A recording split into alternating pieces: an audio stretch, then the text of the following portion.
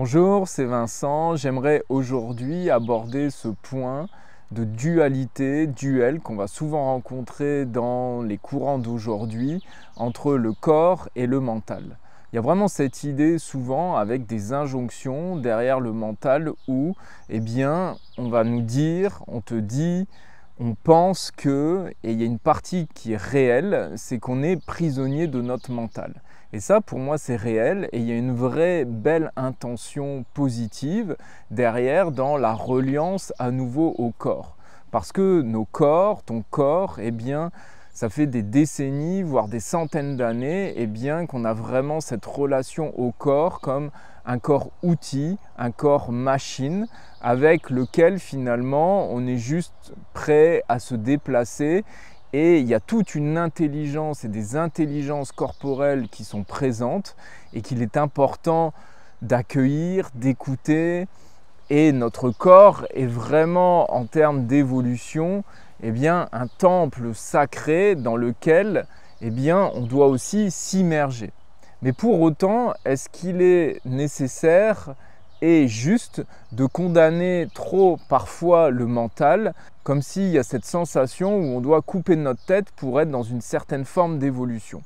Bien entendu, dans cette phrase « écoute ton corps, lâche prise, lâche le mental », il n'y a pas forcément cette intention de couper la tête, mais c'est comme cela qu'on peut aussi percevoir ces messages. Et là, ça peut être vraiment une ornière de finalement essayer d'aller écouter le corps et de descendre dans son corps et d'oublier ce gouvernail, cette tête aussi qu'on a, ce cerveau développé, qu'on a mis du temps à développer. Il y a une intelligence qui est vraiment pertinente dans notre mental et j'aimerais bien un petit peu aller explorer et distinguer de quoi on parle et qu'est-ce qui est essentiel par rapport à cette relation corps-esprit, corps-mental. J'aimerais revenir sur l'intention positive de ces injonctions, de ces phrases quand on parle justement du corps, c'est qu'il y a vraiment cette idée de pouvoir se libérer de ses peurs, de pouvoir lâcher prise, se faire confiance, aller aussi dans une forme de foi, dans le corps, qu'est-ce qu'il nous dit, de ne pas écouter également que notre tête, mais vraiment d'écouter aussi notre cœur, notre sang, nos intestins. On parle souvent du deuxième cerveau, qui a un cerveau dans notre intestin. Aller vers notre corps, c'est aussi se déstructurer d'une certaine manière, d'une structure trop rigide.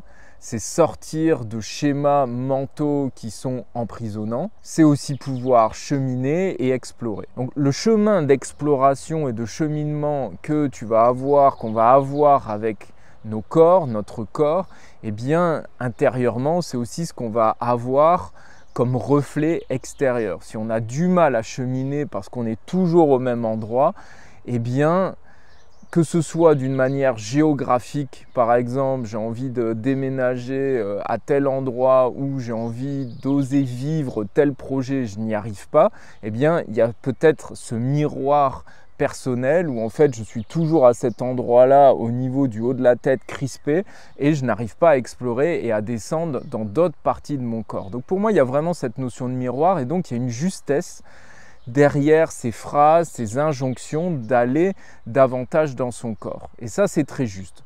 Mais maintenant, couper cette idée du mental, et même si les personnes qui parlent de ça ne veulent pas forcément couper le mental, mais pour moi, il peut vraiment y avoir une généralisation, une distorsion des omissions si on est dans un vocabulaire un peu PNL ou alors des biais cognitifs, dans un côté un peu plus psychologique où en fait, ça peut nous enfermer et créer en fait une dualité.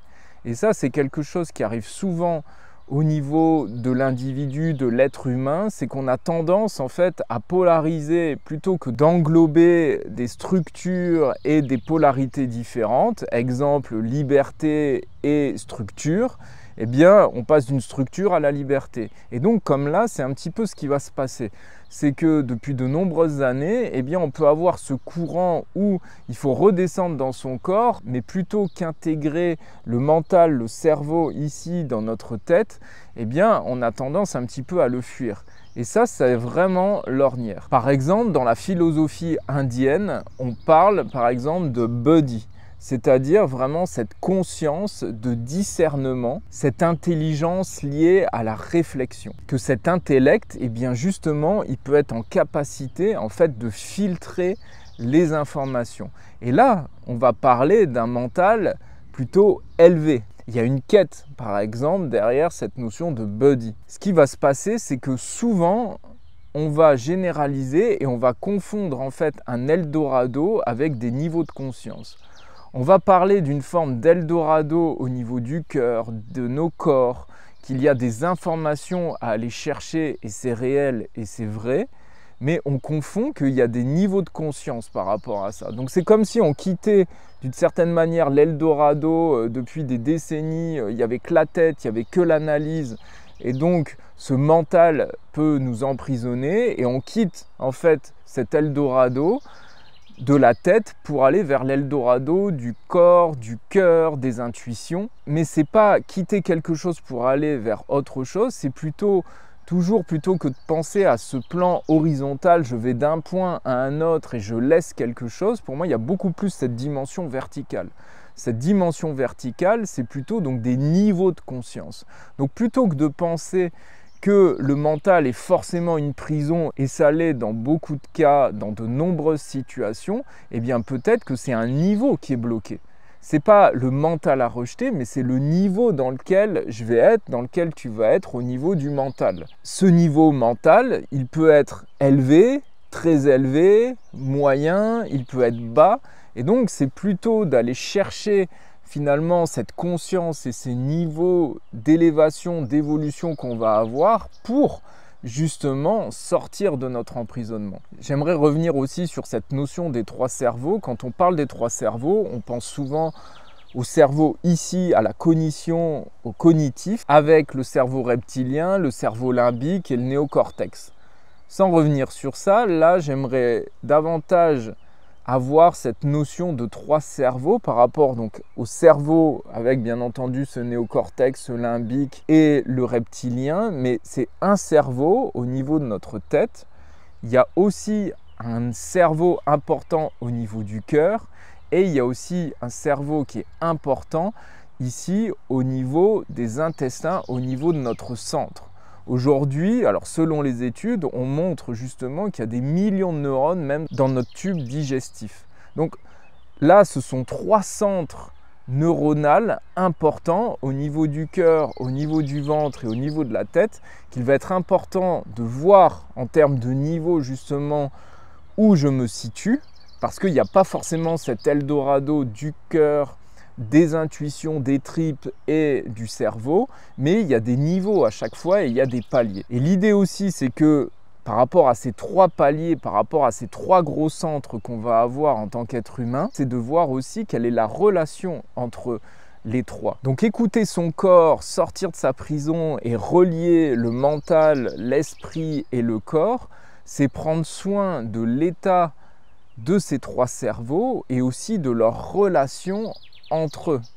Si je donne certains exemples, c'est que je peux être par exemple prisonnier de mon mental parce que justement, eh bien, je suis dans une analyse par exemple qui me paralyse, qui te paralyse. Et une voie d'élévation par rapport à ce centre mental, par exemple, eh bien, ce sera d'être beaucoup plus dans une pleine conscience. Tous les mouvements qui vont être liés à être attentif, beaucoup plus alerte, posé, avoir un esprit beaucoup plus calme qu'une analyse qui paralyse. Mais ça ne veut pas dire que je ne peux pas analyser.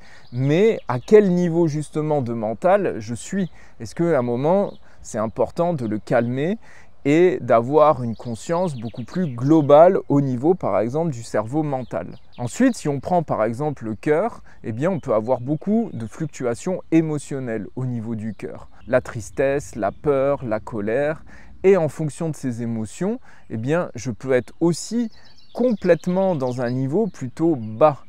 Par exemple, il y a beaucoup de personnes qui vont être dissociées de leurs émotions. C'est-à-dire qu'à un moment, c'est très stable parce qu'elles sont justement comme coupées de leur corps, de leur cœur. Et donc, c'est pour ça qu'il y a ces injonctions aussi de se reconnecter au cœur, au centre émotionnel, notamment au cœur.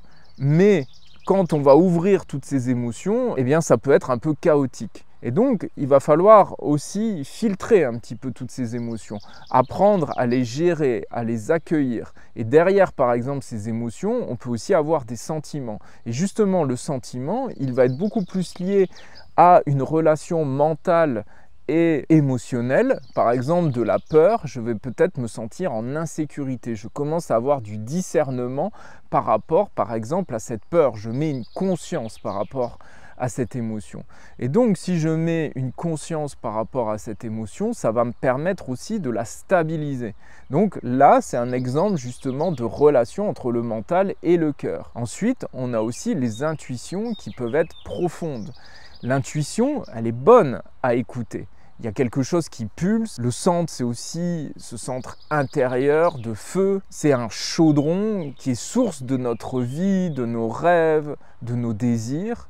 Mais d'une même manière, cette intuition, eh bien, comment je vais pouvoir un petit peu la filtrer? Est-ce qu'à un moment, justement, dans mon centre, par exemple, eh bien, je suis en relâché? Par exemple, j'enseigne le Wu Tao aujourd'hui et c'est ce qu'on va apprendre à travers le Wu Tao. On va apprendre à relâcher notamment le bassin, de rentrer dans un système moins volontaire, d'écouter ce qui se passe au niveau du bassin et de retrouver ce qu'on va appeler dans le Wu Tao l'onde de vie. C'est juste pour donner un exemple, et par cette pratique, eh bien justement, on va davantage conscientiser ce centre, un petit peu d'une certaine manière le rendre moins inconscient, le libérer, et donc là, on va pouvoir rentrer dans des niveaux plus élevés au niveau de ce cerveau, au niveau des intestins. Et en fonction de ces intuitions et de cette libération, eh bien, je vais pouvoir justement, par exemple une nouvelle fois avec mon cerveau, avec le mental, eh bien, traduire ces intuitions. Parce qu'écouter ces intuitions, les accueillir, c'est déjà pas forcément une chose évidente, mais quand c'est là, le plus difficile et le plus complexe, c'est parfois de filtrer ces intuitions. Donc on a à notre disposition, tu as à ta disposition une complexité, une richesse entre le mental, le corps et cette reliance corps-esprit qui fait partie d'un même système. L'important, c'est vraiment effectivement d'écouter son corps, mais de bien penser que le mental n'est pas forcément qu'une prison et qu'un mental peut se développer, peut évoluer vers des niveaux de conscience supérieurs. Comme le cœur, comme les intestins, comme les autres parties de notre corps, il y a des intelligences qui sont là à écouter, à libérer et aussi à élever par rapport à ça. Et dans cette relation corps-esprit, c'est là où je vais pouvoir justement, où tu vas pouvoir cheminer dans des nouvelles perspectives, dans des nouveaux prismes. Donc attention à ne pas condamner des structures qui nous enferment, mais bien à accueillir des complémentarités et à partir de ces complémentarités, évoluer d'une manière plus consciente et plus globale et de manière plus inspirée. Merci pour ton écoute, à bientôt.